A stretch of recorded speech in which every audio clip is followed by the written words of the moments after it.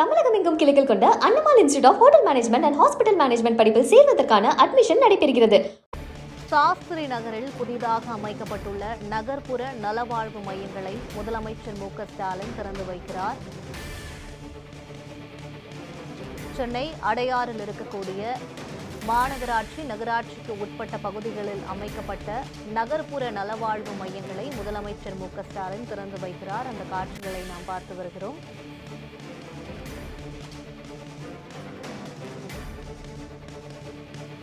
நகர்ப்புற நலவாழ்வு மையங்களை முதலமைச்சர் மு.க.ஸ்டாலின் திறந்து வைக்கிறார்.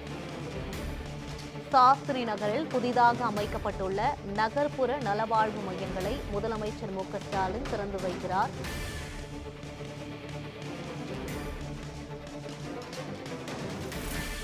சென்னை அடையாறு சாஸ்திரி நகரில் புதிதாக அமைக்கப்பட்டுள்ள நகர்ப்புற நலவாழ்வு மையங்களை முதலமைச்சர் மு.க.ஸ்டாலின் திறந்து வைக்கிறார்.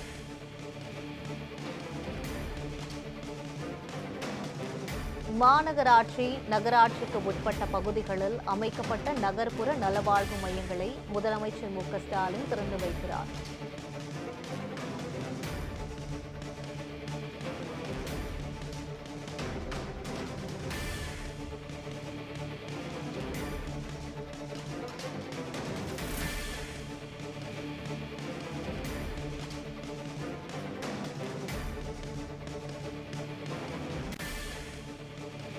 மாநகராட்சி நகராட்சிக்கு உட்பட்ட பகுதிகளில் அமைக்கப்பட்ட நகர்ப்புற நலவாழ்வு மையங்களை முதலமைச்சர் மு.க.ஸ்டாலின் திறந்து வைத்து பார்வையிட்டு வருகிறார்.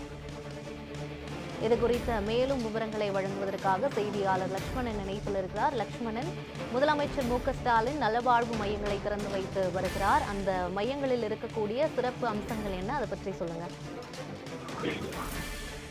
தமிழகத்தில் பொறுத்தவரையுமே பல்வேறு கட்டுமான பணிகளானது நிறைவு பெற்று அந்த கட்டுமான பணிகளை முடிந்த பிறகு முதலமைச்சர் மு.க.ஸ்டாலின் அந்த பணிகளை தொடங்கி வைத்திருக்கிறார். அந்த வகையில் தான் நேற்று முன்தினம் பல்வேறு சிறப்பு பேருந்துகள் மற்றும் இந்த மருத்துவர்களுக்கு பணியாணை வழங்குவதும் என பல்வேறு நிகழ்ச்சியில் கலந்து கொண்டு பணியாணைகளை வழங்கி வந்தார்.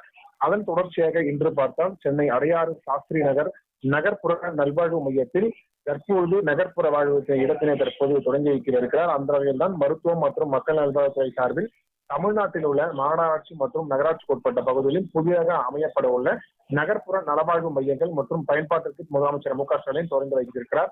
இந்த வகையில் தான் புதிதாக கட்டப்பட்டுள்ள ஊரக ஆரம்ப சுகாதார நிலையங்கள் மற்றும் நகர்ப்புற ஆரம்ப சுகாதார நிலையங்கள் என ஆகியவற்றை தற்போது பல்வேறு இந்த மருத்துவ கட்டிடங்களை முதலமைச்சர் மு.க.ஸ்டாலின் சென்னை அடையாறில் இருந்து திறந்து வைத்தார். அதன் தொடர்ச்சியாக இந்த தமிழ்நாட்டில் மட்டுமல்ல, இந்த சென்னை அடையாறு மட்டுமல்லாமல் தமிழ்நாடு முழுவதும் பல்வேறு பகுதிகளில் காணொலி காட்சி வாயிலாக சென்னை அடையாறில் மட்டுமே நேரடியாக சென்று முதலமைச்சர் மு.க.ஸ்டாலின் இந்த மறுவாழ்வினை தொடங்கி வைத்திருக்கிறார்.